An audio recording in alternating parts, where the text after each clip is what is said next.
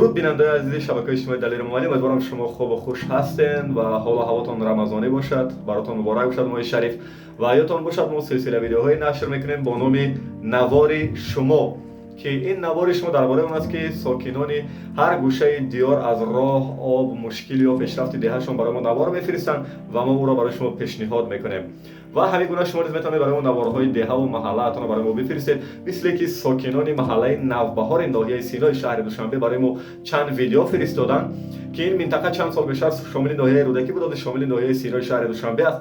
یعنی نفر با نام ایشان دامساز در یک گوشه این محل بینا بنیاد کرده است. آفرین بنیادکاری آبادی، ولی متاسفانه چند کیلومتر راه مردم محل خراب کرده است به خاطر اما ماشین های باربردار و آبی قبوری که گذرانده است. راه کند است و وعده است که تا ماه مارس 2022 راه دوباره تعمیر میکنه، ولی متاسفانه تا حال راه تعمیر نکردند و این نوارایی که ساکنان محله نوبهار برای ما فرستادن همراه تماشا میکنیم.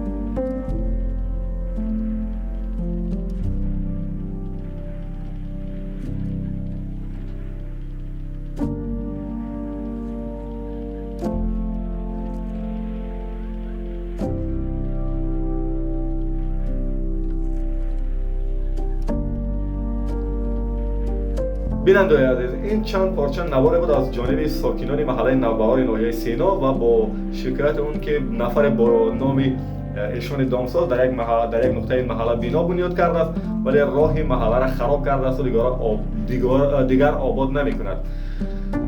خب امیدوارم که به گوش مسئولین میرسد این پیام مردم و شما دیگر از محله و منطقه و کوچه‌تان نواری داره برای ما میتونید در صفحه فیسبوکی دلیل مالی بفرستید.